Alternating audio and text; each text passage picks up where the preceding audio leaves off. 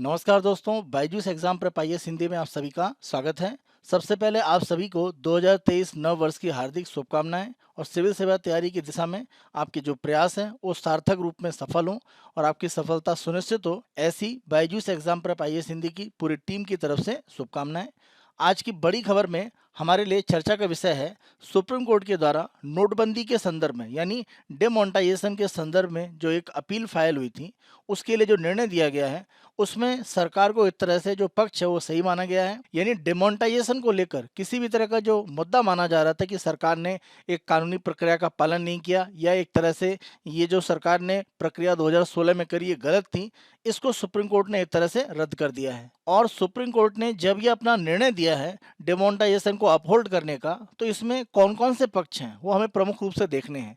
यानी ऐसे कौन से कारण हैं जिस आधार पर ये जो निर्णय है उसको सुप्रीम कोर्ट ने सरकार के पक्ष में सुनाया है। तो प्रमुख रूप से समाचार ये है कि अगर हम बात करते हैं 2016 की, तो आप सभी जानते हैं कि 8 नवंबर 2016 को भारत सरकार के द्वारा नोटबंदी की घोषणा की गई और ये जो डिमोनेटाइजेशन की प्रक्रिया थी इसमें 500 और 1000 के जो नोट थे वो सरकार ने एक तरह से विमुद्रीकृत कर दिया, डिमोनेटाइज कर दिए। यानी इनको सरकार ने जो लीगल टेंडर मुद्रा होती है उसमें से एक तरह से हटा दिया। जब भी हम लीगल टेंडर करेंसी की बात करते हैं इसका मतलब ये होता है कि उन मुद्राओं को एक तरह से कानूनी रूप में, वैध रूप में भारत में स्वीकार किया जाता है। तो यहाँ पर आप देखें ये दोनों जो करेंसी नोट हैं इनको लीगल टेंडर करेंसी से हटा दिया गया।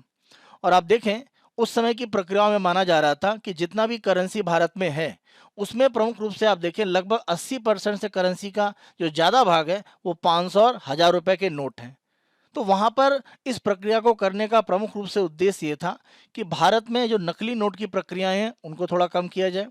साथ साथ अगर हम देखें प्रमुख रूप से जो भी एक तरह से काला धन है उसकी जो प्रक्रिया है वहाँ पर सरकार नियंत्रण पाना चाहती थी।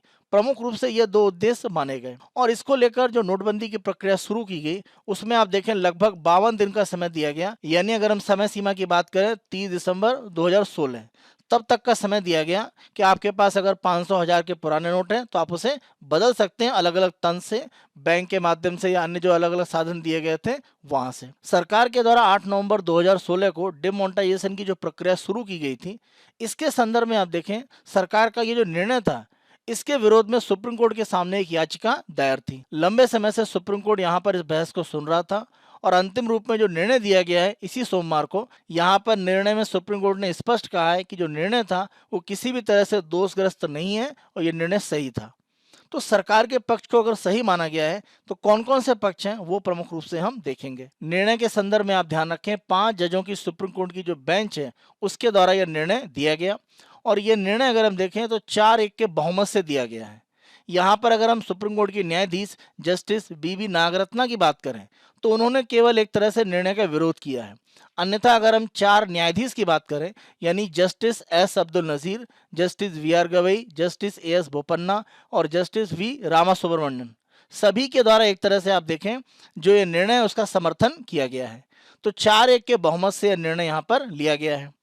तो यहाँ पर आप देखें प्रमुख रूप से ऐसे कौन से तथ्य हैं जिसके आधार पर इस निर्णय को सुप्रीम कोर्ट ने सही ठहराया है। अगर हम पहले फैक्टर की बात करें जिस आधार पर सुप्रीम कोर्ट का निर्णय सरकार के पक्ष में है, उसमें एक तरह से सुप्रीम कोर्ट ने ये माना है कि जो भी डिमोनेटाइजेशन की प्रक्रिया थी इसके बारे में जो सिफारिश की गई थी उसमें प्रासंगिक एक तरह से कारण थे, यानी एक रेलेवेंट कुछ ऐसे फैक्टर थे जिन्होंने सरकार को डिमोनेटाइजेशन के लिए आगे बढ़ाया और ये प्रक्रिया लंबे समय से चल रही थी।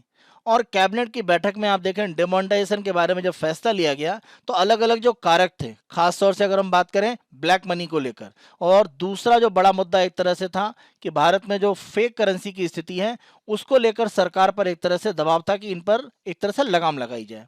तो इन दोनों मुद्दों पर प्रमुख रूप से सरकार एक प्रहार करना चाहती थी और इसी प्रक्रिया में डिमोनेटाइजेशन को आगे बढ़ाया गया। सुप्रीम कोर्ट का मानना है कि जो भी यहाँ पर फैक्टर रेस्पॉन्सिबल माना गया सबसे प्रमुख रूप में वो उस समय रेलेवेंट था, यानी ब्लैक मनी और अगर हम फेक करेंसी की बात करें तो इसीलिए ये जो निर्णय है कम से कम अगर हम बात करते हैं कि जो आवश्यकता थी उस पर कहीं ना कहीं हम सरकार को दोषी नहीं ठहराएंगे।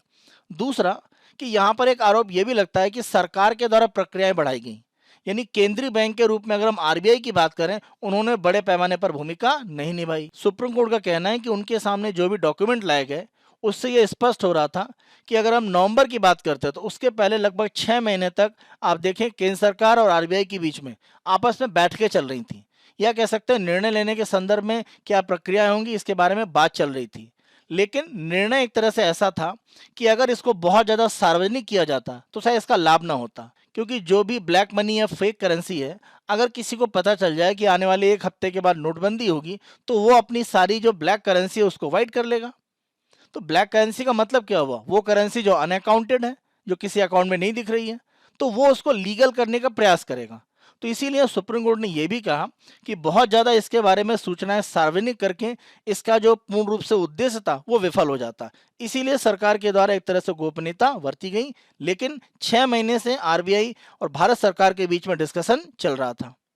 एक और कह सकते हैं बड़ा मामला यहाँ पर सामने आया कि अगर हम आरबीआई के प्रमुख रूप से निर्णय लेने की एक संस्था की बात करें, जिसे आरबीआई का सेंट्रल बोर्ड कहा जाता है, जहां पर 21 सदस्य होते हैं, तो सुप्रीम कोर्ट के सामने ये बात कही गई कि सेंट्रल बोर्ड ने 8 नवंबर 2016 का जो नोटबंदी का एक तरह से निर्णय था, उसके लिए जो बैठक करी वहां पर कोरम का एक तरह से अभाव था।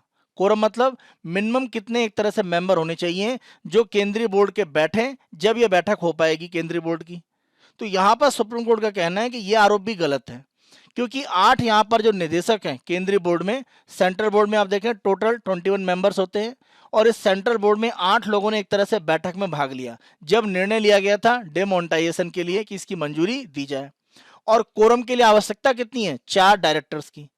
तो यहाँ पर सुप्रीम कोर्ट का कहना है कि कोरम पूरा हुआ था, कोरम नहीं हुआ था, ये तथ्य भी गलत है। एक और तथ्य सुप्रीम कोर्ट के सामने यह था कि अगर हम आरबीआई के 1934 एक्ट की बात करें, इसे अगर हम धारा 26(2) की बात करें तो उसमें यह कहा गया है कि कोई भी एक तरह से कह सकते हैं करेंसी का जो भाग है उसको एक तरह से लीगल टेंडर से सरकार हटा सकती है।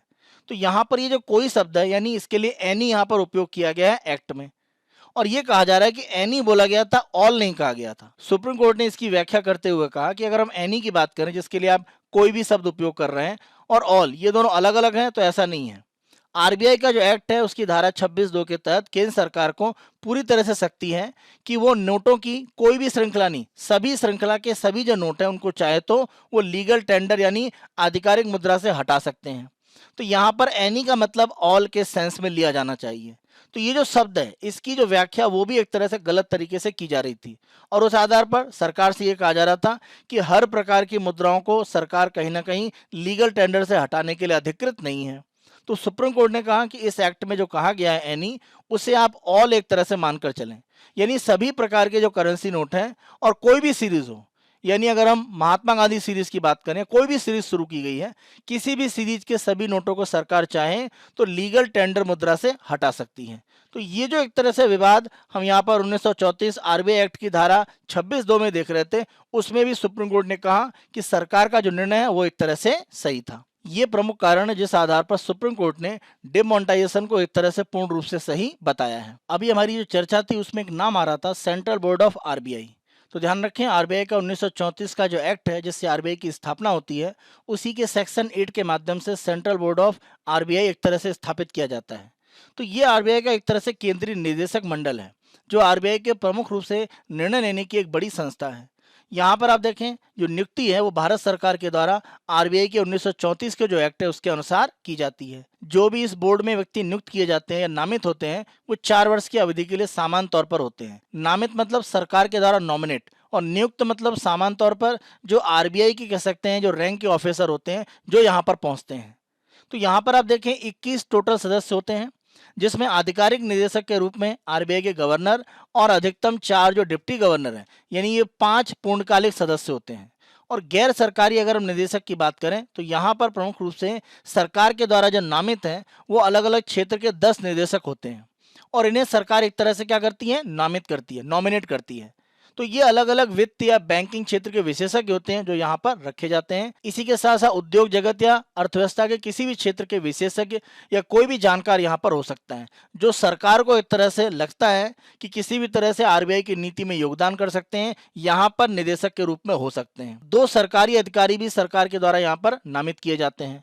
और साथ साथ आप देखें आरबीआई के जो 4 स्थानीय बोर्ड हैं, जब हम 4 स्थानीय बोर्ड की बात करते हैं तो पूर्वी, पश्चिमी, उत्तरी और दक्षिणी। तो पूर्वी कोलकाता, पश्चिमी मुंबई, उत्तरी दिल्ली और दक्षिणी अगर हम बात करें तो ये आपका चेन्नई। तो ये जो 4 हमारे स्थानीय बोर्ड हैं, लोकल बोर्ड हैं, यहाँ पर जो डायरेक्टर होते हैं ये चारों भी एक तरह से सदस्य बनाए जाते हैं सेंट्रल बोर्ड ऑफ आरबीआई में।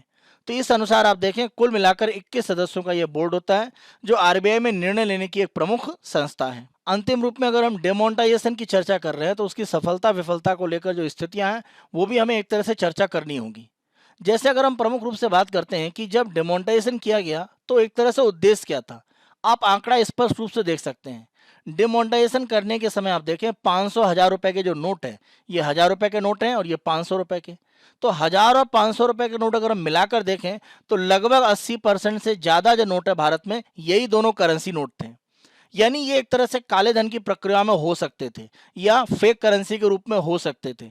तो इनको सरकार ने अगर डिमोनेटाइज किया, कोशिश यही थी कि इन दोनों के डिमोनेटाइजेशन से कहीं ना कहीं हम ब्लैक मनी और फेक करेंसी को रोकने में सफल हो पाएंगे। सामान्य तौर पर आप देखें कि डिमोनेटाइजेशन के बाद प्रक्रिया क्या दिखाई दी। आरबीआई ने 2018 में अपनी तरफ से एक आंकड़ा दिया कि अगर हम नोटबंदी की बात करें तो अर्थव्यवस्था में 15.41 ट्रिलियन करेंसी नोट थे जब डिमोनेटाइजेशन लाया गया। और कितने आरबीआई के पास वापस आ गए, तो नोट जो एक तरह से रिपोर्ट किए गए वापस, वो आंकड़ा अगर हम देखें तो 15.3 ट्रिलियन था।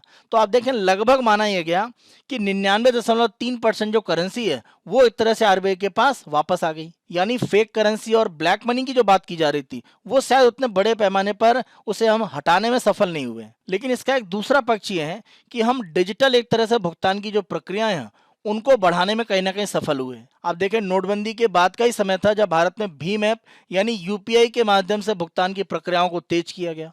आज आप देखिए कि नगद के बाद यूपीआई भारत में भुगतान करने का सबसे बड़ा तंत्र है। जिस तरीके से डिजिटल भुगतान की प्रक्रियाएं बढ़ी हैं, हम डिमोनेटाइजेशन के बाद की जो स्थिति है उसको कहीं ना कहीं उत्तरदायी ठहरा सकते हैं। तो ये उसका एक सकारात्मक पक्ष है। लेकिन ब्लैक मनी और साथ साथ अगर हम बात करते हैं कि जो भी एक तरह से हमारी फेक करेंसी है या टेरर फंडिंग की जो बात चल रही थी उसमें कितना एक तरह से कमी आई है, उस पर थोड़े विवाद हो सकते हैं। लेकिन डिजिटल अगर लेन देन बढ़ता है तो इसका दूसरा पक्ष अपने आप है कि आप ब्लैक मनी एक तरह से अर्थव्यवस्था में रोक सकते हैं। क्योंकि अगर डिजिटल आप लेन देन कर रहे हैं तो उसका हम ट्रेल पता कर सकते हैं, उसका ट्रैक कर सकते हैं, और ऐसी स्थिति में ब्लैक मनी रुकता है। तो कहीं ना कहीं प्रक्रियाएं भविष्य के लिए जरूर मजबूत हुई हैं। और आंकड़ा आरबीआई की तरफ से जो बैंक नोट के सर्कुलेशन की बात है तो आप देखिए जब हम 2015-16 की बात कर रहे हैं 17.97 लाख करोड़ का बैंक नोट है। डिमोनेटाइजेशन में आप देखें 13.1 हुआ, उसके बाद आप देखें बढ़ता गया। तो करेंसी नोट की जो बढ़ने की स्थिति है वो ये दिखा रहा है कि नगद को लेकर स्थितियां अर्थव्यवस्था में पूरी तरह से नहीं हटी हैं। लेकिन डिजिटल भुगतान का जो बढ़ता हुआ रूप दिख रहा है, खासतौर से यूपीआई जो बहुत पॉपुलर हो रहा है, ये दिखा रहा है कि हमने डिमोनेटाइजेशन के बाद कहीं ना कहीं डिजिटल या कैशलेस जो अर्थव्यवस्था है उसको लाने की दिशा में एक बड़ा प्रयास किया है। तो ये हम एक तरह से डिमोनेटाइजेशन की सबसे बड़ी सफलता मान सकते हैं। आज की बड़ी खबर के इस सत्र को यहीं पर समाप्त करते हैं। आशा करते हैं कि Byju's exam prep IAS Hindi की जो नई पहल है 2023 में वो आपको पसंद आ रही है। आपको अगर हमारी पहलें पसंद आ रही हैं और आपकी सिविल सेवा परीक्षा की तैयारी में वो किसी भी रूप में सहायता दे रहे हैं तो आप हमारे इन प्रयासों को जरूर लाइक करें, शेयर करें। और अभी तक अगर आपने हमारे YouTube चैनल को सब्सक्राइब नहीं करा है तो हमारे YouTube चैनल को आज ही सब्सक्राइब करें। धन्यवाद।